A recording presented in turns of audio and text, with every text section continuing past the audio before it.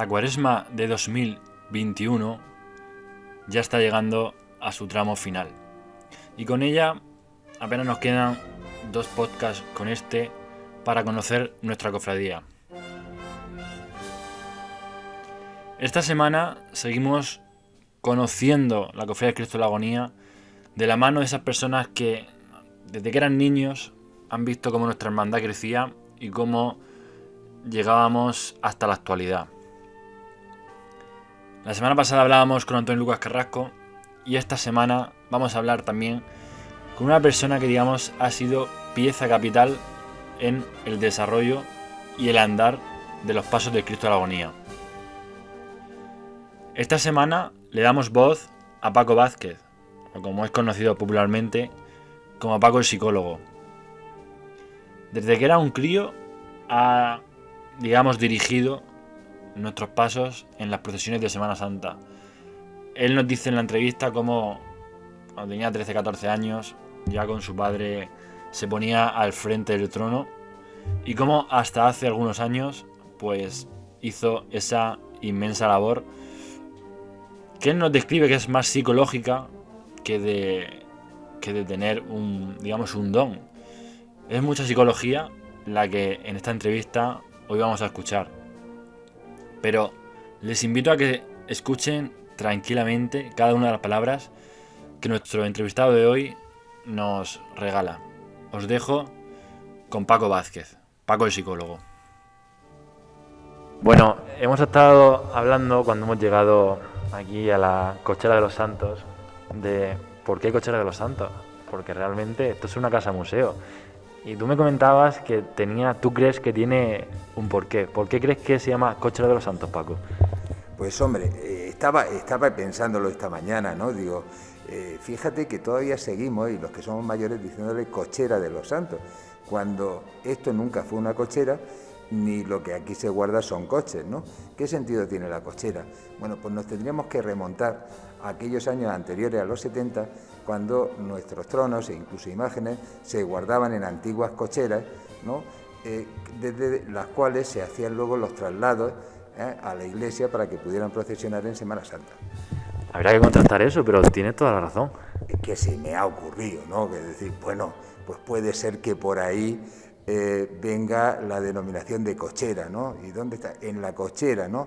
Porque entonces habían familias que tenían cocheras donde guardaban sus tronos y guardaban sus imágenes, aunque la mayoría estaban expuestas al culto, pero había otras que no. Por ejemplo, los sayones nuestros de los azotes, ¿no? Nuestros azotes se guardaban en una cochera de los Mateos, ¿no? Y que de ahí viene ese conocimiento popular de los judíos de Mateo, ¿no? Eran aquellos sayones que se guardaban en esas cocheras y otros tronos pues se guardaban, ¿no? en cocheras de ilustres familias ciezanas. Hemos hablado de los Mateos, pero ¿por qué elegiste ser de la Cofradía de Cristo de la Agonía? ¿Hay algún motivo? Hombre, indudablemente. Primero, no es una elección. A mí no se me planteó elegir, ¿no? Cuando yo era pequeño, yo me vi con una túnica negra puesta. Pude haber sido de San Juan, ¿por qué no? Pero fue lo que me tocó. Dice, ¿y por qué me tocó? Pues porque era la familia. Por eso hablar conmigo de Semana Santa, pues es un poco hablar de mi propia infancia, de mis raíces, ¿no? De mi cultura. Todo forma parte de mi currículum. Es decir, yo no soy lo que he llegado a ser si me quitan las procesiones, si me quitan la hermandad. Es decir, es una de los pilares, ¿no? en los que se sustenta mi propia historia personal. ¿Cómo era esa infancia que nos comentas? Porque tú me hablabas a micrófono cerrado de que recordabas esas listas que se hacían de anderos con los nombres, de ir a donde estaban los pisos blancos, a coger esparragueras. ¿Cómo era aquella infancia? Cada momento es el resultado de las circunstancias que se dan, ¿no? en esas situaciones, ¿no? Digamos que la historia pues va determinando esos momentos, ¿no? Claro, remontarnos antes de los años 70, remontarnos en los años 70, yo tengo 15 años, ¿no? remontarnos a los 10 años míos, los 8 años. Yo recuerdo, he visto algunas fotos, ¿no?, por ahí de 6, 7 años con mi túnica, ¿no? Esta hermandad no tenía niñas, ¿no? Mira, ahora quiero recordar que los primeros niños, no me quisiera equivocar mucho, pero bueno, seguro que era Aurelio Guirao y su hermana Encarna, los que desfilaban con nosotros, eran los únicos niños que tenía esta hermandad, ¿no? Era una hermandad que, a diferencia, por ejemplo, de otras mucho más populares, como era San Juan, como eran los Dormis, que tenían toda su chiquillería, nosotros no teníamos niños, ¿eh? El primer niño que yo recuerdo en esta hermandad, claro, era yo mismo, ¿no?, de la mano de mi padre y formado allí, pegaico al trono con él. Es decir, que ahí es donde crezco y me desarrollo. Por eso forma parte de mi idiosincrasia, es decir, la hermandad conmigo en mi infancia, ¿no? Son años que significan mucho desde el punto de vista emocional, afectivo, son los primeros contactos, los amigos, en fin, es todo digamos, lo podríamos meter en el paquete, ¿no?, de lo que forma parte, ¿no? Pero forma parte en lo afectivo, en lo sentimental, muy pegado a ti mismo. Tu vinculación con la cofradía proviene de tu padre, como bien nos acabas de decir, el cual fue cabo de varas en una época en la que había que pagar a los anderos para que saliesen. Oye, eso es inconcebible. ¿Qué historias te contó tu padre de aquella época posterior a la guerra? Hombre, muchas. Ya no solamente de mi padre, es decir, a mi padre le viene de mi abuelo, ¿eh? Mi abuelo era encargado de los mateos, mira por dónde, ¿no? Pero mi abuelo también era muy amigo de estas son referencias que tengo de mi padre, ¿no?, de Pepe de las Aguas, de Miguel el Colao, estos personajes que son claves en la Samaritana.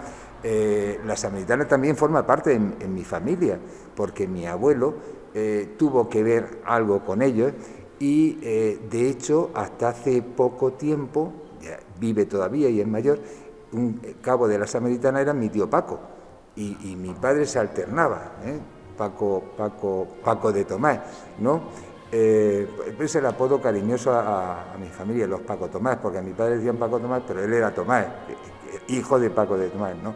O sea, que viene de tradición el formar parte de los desfiles procesionales, ¿no? No solamente de esta hermandad, bueno, pues yo mismo también estoy vinculado, ¿no?, y soy hermano de la Soledad, ¿no? Mi mujer también forma parte de otra hermandad, y entonces digamos que en casa pues esto se ha mamado y se ha vivido, ¿no? Mi padre, pues claro, sus referencias que hace no las podemos contrastar muchas de ellas. Él siempre está empeñado que nunca desfilaron la Virgen de la Piedad y el Cristo de la Agonía, un hecho que se da como histórico, y bueno, él siempre dijo que eso no dio lugar. ¿Pero juntos? Juntos, y aparece por ahí, ¿no? En algún sitio lo he leído, que desfilan en el año 43, en la tarde-noche del Jueves Santo, la Virgen de la Piedad y el Cristo de la Agonía. Mi padre siempre lo ha negado. Yo no lo sé, la verdad es que no tengo datos de eso. Sí sé que cuando se estrenan nuestras túnicas de lujo, mi padre siempre contaba que las túnicas, había una diferencia en ellas, eran 36 túnicas, como tú bien has dicho, de terciopelo. En aquellos tiempos era cierto poderío, ¿no? No existían túnicas de terciopelo entonces, y se mojaron el año de su estreno porque llovió y se mojaron la parte de atrás de los anderos, la mitad de las túnicas estaban mojadas. Anécdotas que contaba mi padre de cuando entraban con la Piedad también al convento, ¿no? Yo sí recuerdo, nosotros sí llegamos a sacar en el año 69, 68, 67 a la Virgen de la Piedad del convento, ¿no? La sacábamos por la puerta lateral, la que da a la calle Mesones, casi arrastrando, ¿no?, con la dificultad que yo conllevaba. Antonio Lucas Carrasco nos decía que él no entendía por qué se había perdido el traslado de la Piedad. ¿Cómo recuerdas ese traslado? Porque es algo que las generaciones nuevas no conocemos. Vamos, nos suena casi como prehistórico. ¿Cómo recuerdas aquel traslado? Hombre, tenía su sentido. Vamos a ver, José María. En la capilla, la Virgen de la Piedad estaba en el convento y era allí donde se arreglaba. Cada trono se arreglaba donde tenía su imagen y luego se trasladaban, ¿no? Era la traída de los santos a la iglesia. Entonces la Piedad se arreglaba en el convento y se trasladaba a la parroquia de la Asunción, ¿no? En nuestra base bíblica para procesionar. Y ese traslado se hacía la tarde de Viernes Santo. De Viernes Santo, era la tarde de Viernes Santo, para procesionar, claro. Por la mañana los azotes también se arreglaban en el convento, ¿no? Y que siempre había alguna trifulca, ¿no? Especialmente con los párrocos, ¿no? Los curas. Bueno, no se me puede quedar dentro, pero no siempre gozamos del beneplácito, ¿no? Del clero, ¿no? Hubo tiempos que fueron un poco difíciles y recuerdo el año que Isidoro Candel hace referencia en un artículo que tiene por ahí muy bonito, ¿no? De cuando le atribuye a mi padre, le atribuye y es cierto, ¿no? También estaba yo y formé parte, soy historia viva ahí, ¿no? De Santo al Suelo, ¿no? Cuando íbamos con aquel trono, con nuestros azotes, ¿no? Después de terminar la procesión del Viernes Santo, ¿no? Aquellos zagales, ¿no? De los de 18 en relevo, ¿no? Que no estábamos todos, algunos cansados, otros veníamos de la noche de procesionar con la agonía, con nuestro silencio. Imagínate lo que era toda la procesión de la mañana, ¿no? Y luego, una vez desde la iglesia que terminaba la procesión, ir, ¿no? Con la imagen, todo, hacia al convento, pero luego del convento no pudimos entrar. Nos tuvimos que ir a la cochera, que era por allá, por detrás. Isidoro lo sitúa por la Gran Vía, era mucho más por detrás de la Gran Vía, ¿no? Era a la altura de lo que era final de la calle Juan 23, por arriba, cerca de la vía, ¿no? Que era una de las cocheras que tenían la familia Guirao, ¿no? Pues allí nos fuimos con ellos, no podíamos, y el Santo al Suelo viene porque a la altura del colegio del Cristo del Consuelo estamos cansados, ¿no? Mi padre decía, si no podéis, y nosotros nuestro orgullo, que sí, que no podéis, y ya una de las veces mi padre dice, Santo al Suelo, pero tomad, déjalo, Santo al Suelo, dice, que venga un camión, dice que se lleve el santo, que vosotros no podéis. Nuestro orgullo de quinceañeros, 14, 15, 16 años, bueno, fue superior a aquello, y como pudimos, nos fuimos con nuestro santo y lo llevamos a nuestra cochera. Fíjate que hay muchas fotos, sobre todo en el Anda, en las que se ven a 3 por vara, lo hablábamos tú y yo a micro cerrado. ¿Cómo era posible llevar a 3 por vara cuando hoy vamos 5 o 6 y nos cuesta tanto? ¿Cómo era posible aquello? Bueno, yo creo que hay un misterio, ¿no? En la Semana Santa siempre hay un misterio, ¿no? Ese es uno de ellos, ¿no? Y no eran 3 por vara, es decir, 3 por vara era un éxito. Yo no recuerdo de estar a 3 por vara. La noche del silencio sí que era una asistencia masiva de todo, pero eran 3 en los extremos y 2 en la vara del centro. Generalmente 16, 15. Yo cuando contaba 13, 14, ¿no? Miraba las cabecillas, 13, 14, ya podemos salir, ¿no? Se podía, la distribución era mucho mejor que lo que después hemos hecho. Pues uno de nuestros hándicaps negativos ha sido el no haber hecho un buen equilibrio en el reparto de las posiciones de nuestros anderos. Volvemos otra vez a hablar de tu padre. ¿Qué sentías al verlo de cabo de varas, dirigir el paso de la agonía de la cofradía y luego llevar tú esa responsabilidad? Yo recuerdo a mi padre que era un cabo de verdad.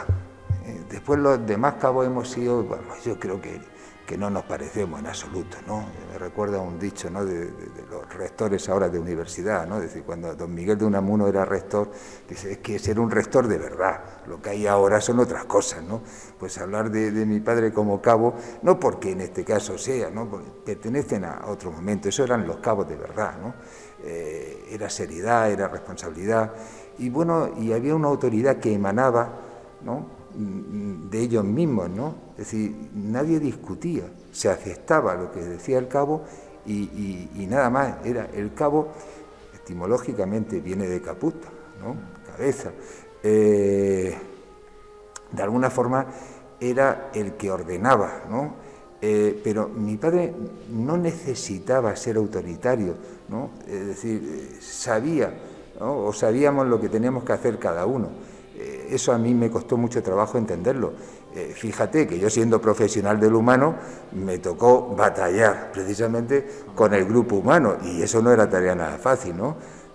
Momentos muy agradables y otros momentos pues menos agradables, ¿no? Porque imagínate lo que significaba aparecer en aquel rincón de los pinos, ¿no?, apenas sin luz, a ver cómo distribuye, ¿no?, a 45, 48, ¿no?, anderos, cada uno de diferente manera, ¿no?, con características muy peculiares, entre ellos de amistad, familiares, ¿no?, de veteranía.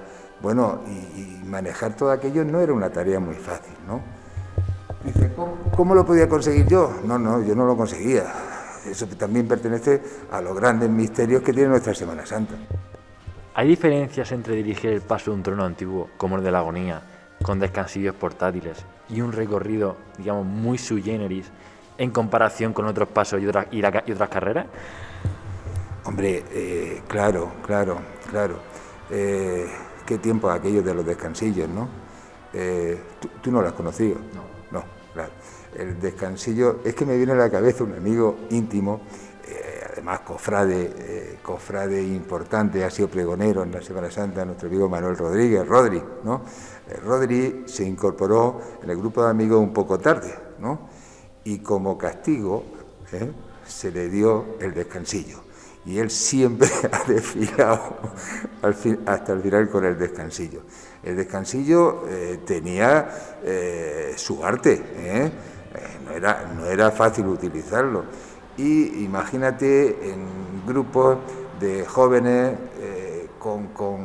en algunos momentos con ciertas características especiales que se daban, de alegría, de bullicio, ¿no?, descuidos, donde un descansillo se podía resbalar. En los días de lluvia, los adoquines, era muy fácil que un descansillo, y si no se estaba muy atento a ese resbalón del descansillo, bueno, llevábamos sustos, y algunos importantes, ¿no?, donde casi a veces se rozaba el suelo con la ida de un descansillo de estos. ¿Hay algún momento especial dentro de nuestra cofradía para Paco Vázquez? Pues yo creo que el momento especial son todas las noches de Jueves Santo. Esa era la noche especial, ¿no? Yo creo que era lo que realmente marcaba al andero. Yo, hombre, como el cabo era mi padre, yo siempre, más que cabo, me he considerado andero, ¿no? Y de hecho en mis últimos años yo desfilo como andero, y en mis primeros años yo soy andero, y es lo que realmente me gusta y lo siento. Lo de cabo es que me venía, tampoco tenía opción, es que era yo, ¿no? ¿Y por qué era yo? No venía por oposiciones, venía porque, además del grupo de amigos que aparecen, pues eran mis compañeros de clase, los amigos más cercanos, que son los que aparecen, ¿no?, más o menos en el año 69, 68, 70, donde aparece aquella irrupción de esa savia nueva, y claro, yo era el nexo de unión con mi padre, ¿no? Y me tocó ser cabo porque no tenía otra opción, no había otra manera, ¿no? Y de hecho, pues cierta capacidad de cercanía, de proximidad, de amistad con aquella gente, pues la representaba yo. Y entonces, pues bueno, si alguien tenía que tragarse un poco los disgustos, pues ¿quién mejor que yo? Para tragarte esos disgustos, por supuesto que tiene importancia tu papel de psicólogo, pero como bien te he dicho, eres psicólogo de formación y oficio. ¿Cómo se compagina la existencia de Dios con la continua búsqueda científica de los problemas humanos a través de la psicología? Bueno, eso ya es un monográfico, eso tenemos que quedar y hacer un monográfico. Yo diría que mire a veces, ¿no? En Jueves Santo hay momentos, ¿no? Hay un momento en la plaza cuando hacemos nuestra salida, ¿no? Ahora con las cámaras ya he perdido toda la gracia, ¿no? Para mí, ¿no? Los flashes, ¿no? Ves cómo nos ciegan, ¿no? No se podía salir, los últimos años era horrible. Pero yo recuerdo otros años en esa plaza cuando se proyectaba la imagen del Cristo, ¿no? La cruz en la torre de la iglesia, ¿no? Yo tenía un lugar privilegiado, porque yo iba viendo la cara del Cristo, porque había que nivelar, que no estuviese más alto de un lado que de otro, en fin, esas cositas, ¿no? De mi labor, ¿no? Pero yo no le quitaba la mirada a la cara del Cristo, ¿no? Y ese Cristo está mirando, ¿a dónde mira? Mira arriba, al cielo, al firmamento, ¿no? Y esa mirada es la mirada de alguien que parece que ya no está, ¿no? Y se eleva en la misma cruz, ¿no? Y parece que hay ahí un misterio, ¿no? Que nos hace sentirnos, por lo menos a mí, en mi experiencia, sentir la pequeñez del humano, es decir, la poca cosa, ¿no? que es lo humano frente al gran misterio que se esconde, ¿no? En esa mirada que lleva nuestro Cristo. Bueno, pues si le miras la cara, a lo mejor te puedes explicar muchas cosas, ¿no? de por qué la ciencia y la religión pueden, y yo estoy convencido, no son incompatibles, ni muchísimo menos, ¿eh? Son algo que se puede combinar perfectamente. ¿Cuál es? Es que si no digo eso a nuestro Cristo, pues no tendría sentido que estuviera yo aquí, ¿no? ¿Qué me hace a mí? Dice, ¿y por qué salimos? Pues porque es nuestro Cristo de la agonía. Es decir, fíjate que hay procesiones, ¿no? Yo decía en alguna ocasión, no, la procesión de la procesión. La procesión, fíjate qué característica. Es la procesión más oscura. Se apagan todas las luces, ¿no? Es la procesión con menos ruido, es la procesión del silencio, ¿eh? Y sin embargo, siendo la más oscura, es la que más luz, para mí, la que más brilla de todas, ¿no? Esa imagen, ¿no? De luz es la imagen que representa para mí la esperanza, es lo que esconde precisamente el gran misterio, ¿no? de la creación, ¿no? Yo creo que quien no ha visto la noche no puede olvidarme. ¿Cómo no voy a mencionar? No se me puede escapar esto, se me escapan muchas cosas, claro, esto podría estar hablando meses, ¿no?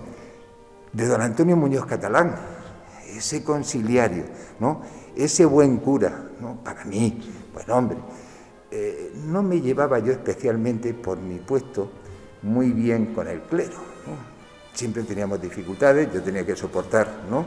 Las regañinas, de los curas, estos son escandalosos, hay que tener un respeto en la iglesia, el tabaco, el no sé qué, los ruidos, se molesta a los feligreses. Bueno, yo tenía que batallar contra... Y entonces yo siempre iba como el gato escardado cuando tenía que hablar con el cura, ¿no? Iba con la cabeza agacha.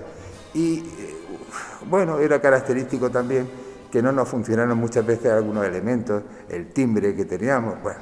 Y recuerdo pues, utilizar 1000 utensilios, ¿no? Y el primer año que llega don Antonio Muñoz, fui a pedir la campanilla, ¿no? Una campanilla para tocar la campanilla y poder así hacer los descansos, ¿no? Al terminar la procesión, pues me veo la obligación, claro, de darle las gracias al cura nuevo y presentarme y darle las gracias. Don Antonio, le agradezco mucho que me haya dejado la campanilla y tal. Y como acto de deferencia, al ser yo de mi pueblo y de mi Cristo de la Agonía, le pregunto, don Antonio, ¿le ha gustado a usted la procesión? Yo de verdad que me esperaba la regañina, ¿no? Sí, pues sois uno impresentable, en fin, lo de siempre. Pues no, don Antonio, que yo dudé, ¿no? Fue el que dijo si él lo había recogido o no, pero él sí me lo dice a mí textualmente. Él, la noche que entiendo, dice, ¿por qué no hay ángeles en el cielo? Y es que están en Cieza viendo la procesión del silencio. Yo me quedé, que no sabía, digo, bueno, ahora después me dará la patada, ¿no? Me dará el cachete. No, era de verdad, le había encantado, ¿no? Dice, ha merecido la pena, ¿no? Y fue un enamorado de la procesión nuestra del silencio. Sí, la verdad es que ahora que lo dices, don Antonio siempre ha acompañado nuestra procesión con mucha devoción y con mucha fe. Eso es innegable y, bueno, todo el mundo hoy habla con gran recuerdo de su paso por nuestra basílica. ¿Por qué un miércoles santo decides poner punto y final a tu trayectoria como cabo de varas de la cofradía? Antes hablábamos de que comenzaste un miércoles santo y sin embargo terminaste también un miércoles santo. ¿Qué te lleva a decir, mira, ha llegado mi momento, yo me retiro, que venga otra persona? Yo creo que todos tenemos momentos, ¿no? Y hay que saberlo entender. La vida nos va marcando, ¿no? Las circunstancias personales. Yo creo que yo tengo una época, ¿no?, en la que si aporto algo es aquel grupo, ¿no?, de entusiastas, de amigos, de compañeros en el año 69. Si aporto algo es a dinamizar un poco aquel grupo humano, que no era nada fácil, ¿no? Y yo creo que ya hay un momento que mi misión no es la de ser cabo, que yo no estaba preparado para ser el cabo, fuera de ese contexto, ¿no? Con aquellos amigos, con aquella gente, sí, pero ya después no, va apareciendo gente joven, gente nueva, que muy bien, algunos son hijos, familiares, pero yo creo que ya voy perdiendo esa conexión y entonces en algún relevo yo lo contaba, ¿no?, a mi grupo de anderos cuando llegaba y decía, jo, vengo a trabajar, no me seáis revoltosos, que no me hagáis trabajar de psicólogo, y ya me convertí un poco en un trabajillo, ¿no?, que ya iba haciendo. No, a mí lo que me gusta realmente es ser andero. Lo que pasa es que ya por edad, ¿no?, pues me quité el gusanillo desfilando un año más de andero, pero lo de cabo tampoco tiene un sentido eternizarse ahí, ¿no?, y ver personas que con todo el respeto del mundo, pues creo que deben de dejar paso a gente joven que sea la que le toca ir tirando, Ni nosotros fuimos tan buenos, ni creo que fuimos lo que la época nos marcaba, ¿no? Y yo es que soy enemigo de eso, es que estos son buenos, los otros son malos. No, cada uno es el resultado de las circunstancias que se dan en ese determinado momento. ¿Aquel gesto fue premeditado o fue totalmente improvisado? El dejar no, lo tenía muy meditado. Además, de raza le viene al galgo. Mi padre dimitía todos los años. Yo lo recuerdo desde que era pequeño. Decía, el año que viene ya no salgo, ¿no? Lo recuerdo con los disgustos que tomaba año tras año, porque es una labor un poco ingrata, encontrar la gente cuando están metidos en otras ocupaciones. Y yo recuerdo, año tras año, por mi casa, desfilar personas, bueno, de Chacha Revive era inolvidable, o Pepico el practicante. Pepico el practicante persiguió a mi padre hasta Madrid, porque yo recuerdo de niño, cuando tardábamos en ir a Madrid, sería el año 72, Pepico a aparecer en Madrid, a decirle, toma, no me vayas a fallar, tú tienes que salir. Y de allí, que ya no recuerdo si fue en el 72 o 73, cuando ya salí yo, ¿no? Y Pepico seguía en la labor de apostolado para sus procesiones. Es decir, era un tío entregado, iba buscando, sabía a quién buscar para convencerlo, ¿no? Y mi padre era, año tras año, el que había que buscar. Tampoco se resistía mucho, le pasaba como a mí, ¿no? Que desde ya no salgo más, ¿no? Hasta que llegaba el año siguiente, se oían los tambores, bueno, ¿no? Y se te removía el alma, es decir, no puedo renunciar, ¿no? En una asamblea, te lo contaba fuera del micrófono, que yo creo que te he contado más cosas que así, en una asamblea nuestra, una junta, no me gusta la palabra asamblea, en una junta nuestra, más por las connotaciones sociales que conlleva, no por otra cosa, y estaba dispuesto a no salir, ¿no? Hace muchos años de esto, era yo más joven, de los disgustos de estos que tomas, ¿no? Y al levantarme, yo iba a decir, me costaba mucho trabajo, la verdad es que no sabía ni lo que iba a decir, me levanté, pero mi idea era de, ya no salgo más, ¿no? Decir, señores, no voy a salir, y no había dicho ni buenas noches cuando una mano me coge con una fuerza, era una persona muy mayor de la hermandad, con mucha fuerza y me sienta. Me mira a los ojos y me dice, nene, cállate que ya has dicho bastante. ¡Jo! Lo adivinó el tío, ¿no? No, aquí no nos vamos ninguno, ¿eh? Aquí cada uno tiene que estar en lo que le toca, ¿no? Y esto es lo que te ha tocado, y cada palo aquí tiene que aguantar su vela, hasta que puede, ¿no? Entonces yo ya llegó un momento que pude y dije, ahora ya esta vela la puedes sujetar otro. Has dicho que tu padre lo perseguía, Pepico practicante, hasta Madrid. ¿A ti también te perseguían para que no te dejaras ser cabo de varas de la agonía? Pues claro, indudablemente, claro, mucha gente, pero esto ya es más reciente y están vivos y no lo puedo decir, ¿no? Pero mucha gente. Y bueno, la verdad es que tampoco tenían que insistirte mucho, ¿no? De alguna forma yo decía, me voy, ¿no? Y te quedabas parado como esperando, no te vayas, ¿no? Y dice, venga, no me voy. ¿No?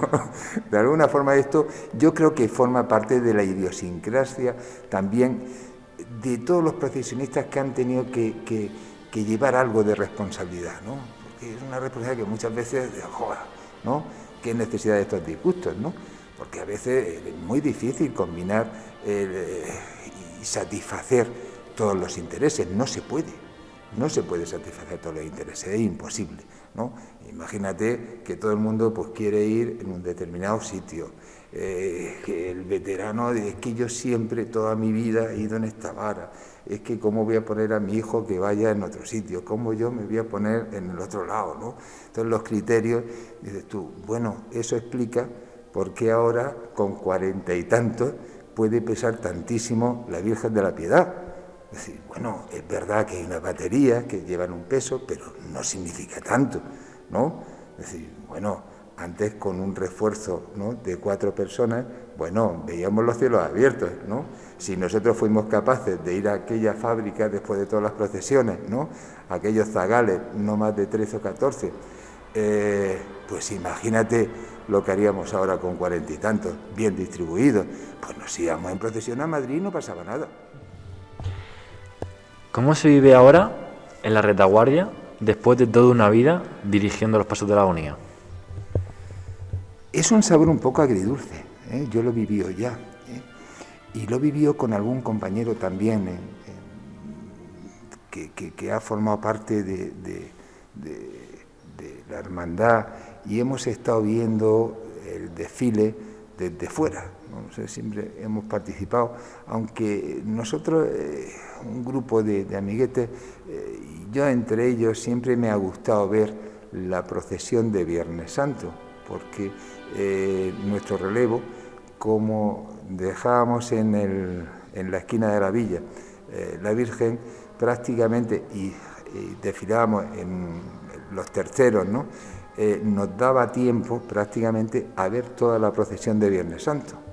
Hubo años incluso que lo que hacíamos era ayudar a otras hermandades que procesionaban con muchas dificultades porque no habían anderos, y entonces echábamos una mano, y recuerdo de haber ayudado a entrar algún que otro trono a la iglesia.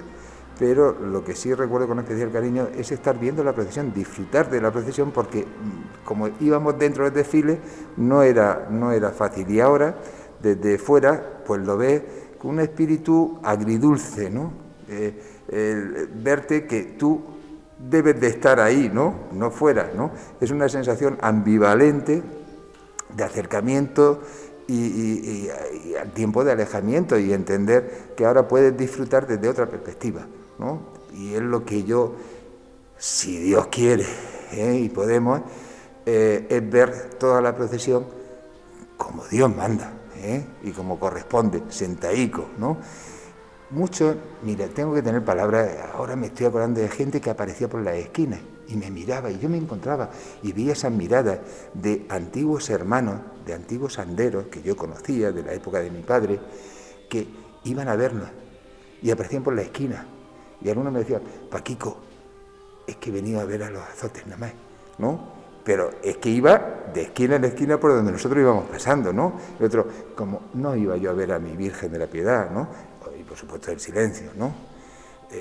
No quiero pasar por alto, ¿no? Ahora que he dicho esa gente que ha formado parte, era la gran familia también de la agonía, ¿no? De aquellos hermanos mayores, ¿no? Que mi padre, claro, sí conocía, y yo algunos de ellos, ¿no? El rendir un poco de tributo, ¿no? A la hermandad, ¿no? El reconocimiento que significaba cuando mi padre, ¿no? Detenía la imagen del Cristo de la Agonía ante ese hermano que estaba enfermo, ¿no? Mayor, ¿no? Y bueno, yo eso lo captaba, ¿no? Eran momentos de mucha emotividad, ¿no? A mí me tocó, claro, no puedo pasar por alto, de otro gran cabo que formó parte de nuestro equipo, que era Antonio de la Pragatero, ¿no? Curiosamente, unos días antes de ese Jueves Santo habíamos ido a visitarlo, otro hermano de la cofradía, Isidoro Candel, estaba enfermo, un cáncer terminal, y estaba en casa, y aquel Jueves Santo, ¿no? Inclinamos, lo digo porque hay gente que a lo mejor no sabe por qué se inclina un poco, supongo que ahora se seguirá inclinando todavía un poquito, ¿no? En la plaza del comisario, ¿no? Bueno, son símbolos, ¿no? Quizá, no sé si alguien de la familia, yo creo que ya no hay nadie ahí, pero bueno, es un símbolo, ¿no? Dice, ¿por qué se para el Cristo ahí? Pues un poco simboliza aquel hermano nuestro, ¿no? Que estando enfermo, no sé cómo pudo acercarse hasta el balcón, salió al balcón envuelto en una manta, era una noche de Jueves Santo muy fría, ¿no? Y salió, yo vi la conexión, ¿no? Yo vi es la emoción del momento. Qué bonito lo que nos cuentas. Vi a Antonio cómo miraba al Cristo, ¿no? Estaba en agonía Antonio, y era el Cristo en agonía, ¿no? Era esa conexión que había en ese momento, y de pronto cómo se repone, ¿no? Es como si bajara, ¿no? A despedirse de nosotros, y Antonio mueve la mano, nos saluda. En ese momento ya nos mira a nosotros, ¿no?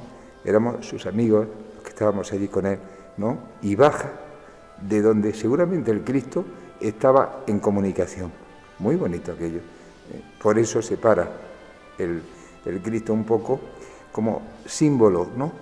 de lo que representa realmente, ¿no? Desde para mucha gente y para el que cree, ¿no? La creencia en el sentido del misterio, de aquello de lo que nos sobrepasa. Ya por último, vamos a relajarnos un poco después de estos emocionantes momentos y vamos a hablar un poco de futuro. Sí que es verdad que ahora mismo el contexto es oscuro, es como nuestra procesión del silencio, pero ¿cómo ves el futuro de la Cofradía del Cristo de la Agonía? Hombre, yo ahora lo veo muy bien, yo creo que hay un equipo, ¿no? Que no conozco muy bien, pero bueno, sé que hay, sí, por lo menos 4 o 5 sí os conozco, ¿no? Y sé de la ilusión, ¿no? Siempre había ilusión, ¿no? En la gente que ha estado, no cabe duda, con aciertos, con errores, siempre lo han vivido, ¿no? De una forma, pues casi obsesiva, ¿no? Está claro, ¿no? Que la motivación existe, ¿no? Pero yo creo que los tiempos pues necesitan unos estilos nuevos, unas nuevas formas, ¿no?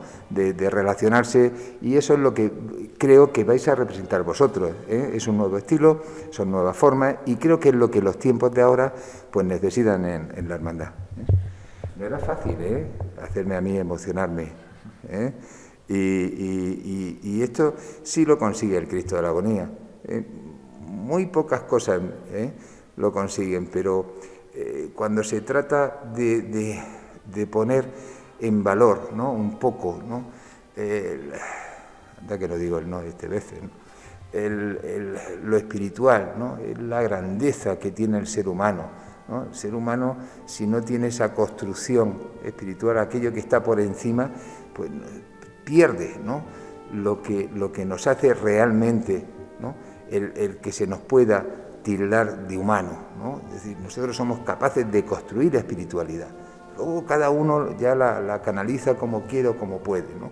Pero está claro que nosotros somos capaces de construir por encima de nosotros mismos, ¿no? Y en esa construcción es donde entra precisamente esta conexión espiritual, eso que yo he querido, ¿no?, de alguna forma trasladar en nuestro Cristo, ¿no?, con esa mirada, ¿no?, esa mirada que está en otro sitio y al tiempo que está, ¿no?, es como si estuviese en esa despedida, ¿no?, en ese estar y no estar que define tanto al ser humano, ¿no? Nosotros estamos y no estamos, somos mero tránsito, ¿no? Es un momento, ¿no?, lo que es la vida, o la relatividad del tiempo, y eso lo representa muy bien, según yo lo percibo, esa mirada de nuestro Cristo de la agonía, ¿no? Es ese paso fugaz, ¿no? Es decir, fíjate, ¿no?, todo en un momento deja de ser para ser otra cosa, ¿eh? Eso es lo que dice nuestro Cristo, ¿no? Es decir, entra en otra conexión, entra a otro sitio, ¿no?, y nos hace ver esa pequeñez humana, nos hace ver y nos debe, ahora que estamos en tiempos de cuaresma, tiempos de reflexión, de ver, yo digo muchas veces, pero está feo, ¿no?, lo M que somos, es decir, lo mierdecillas que somos, ¿no?, y poder acercarnos un poco reconociendo esa humildad, eso poco que somos, viendo esa humildad que nos hace más iguales a todos. Es decir, tan M eres tú como soy yo. Es decir, no hay un ápice, ¿no?, que nos diferencie. En el fondo somos iguales, ¿no?, con nuestras grandes diferencias, pero ese sentido de la humildad, que nos acerca a la igualdad, es lo que yo creo que debe de representar y que representa nuestro Cristo de la agonía. Yo creo que después de esta magnífica clase, porque es una clase de filosofía, espiritualidad, psicología, no hay mejores palabras para despedirnos. Simplemente nuestro más sincero agradecimiento, Paco, por este buen momento que nos has regalado, este momento de emociones y de recuerdos en torno al Cristo de la agonía. Muchísimas gracias. Hombre, a vosotros, como siempre, por contar con los veteranos, ¿no?, aquellos viejos, ¿no?, que algunos nos denominamos o nos autodenominamos como vieja gloria, pero cuando estamos en petit comité, somos viejos, cachambrosos y de gloria tenemos poco o nada. Bueno, muchísimas gracias.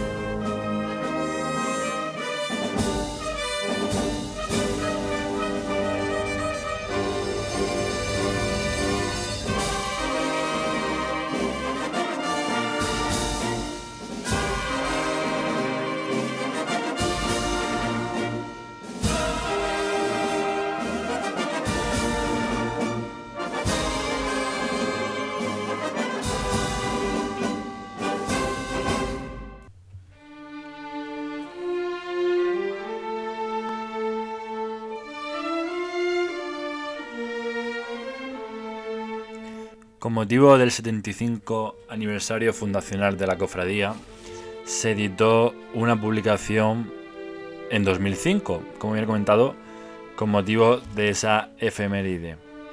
Ya casi al final de la revista, concretamente en la página 70, aparece una imagen del Cristo de la agonía. Y en letras blancas pone Romance del silencio. Este romance nos habla un poco de cómo es la procesión del silencio en la noche del Jueves Santo. Nos habla de las 12 campanadas, del sonido del tambor, el acompañamiento de la gente por las calles, etc. Un romance que fue publicado en la Semana Santa de 1967. Esta semana es este texto el que nuestro hermano Alejo Lucas nos regala. Así que os dejo con la voz de Alejo Lucas y con Romance del silencio. De Decoroso, Puerta. 12 campanas lloran, campanas tocando a muerto, campanas resquebrajadas que dan al aire lamentos. El Cristo crucificado, con el mentón sobre el pecho, acaba de agonizar con todo el cuerpo maltrecho. Le acompaña por las calles un sordo tamborileo. Se habla de amor en voz baja, pero con golpes certeros que remueven la conciencia en su penoso paseo. Siento un algo por el alma que no me deja sereno. Sé que por mí padeciste antes de quedarte muerto. Vas caminando despacio, dejando estelas de fuego, vas abrasando mis sienes llenas de remordimiento al sentir que por mi culpa te quedaste sin aliento. Pero Señor, yo te pido tu mirada de consuelo, oiré tu perdón sin metas en tu amoroso silencio. Camina, Jesús, camina. Por detrás de tu cortejo suplicante y de rodillas llevas mi arrepentimiento.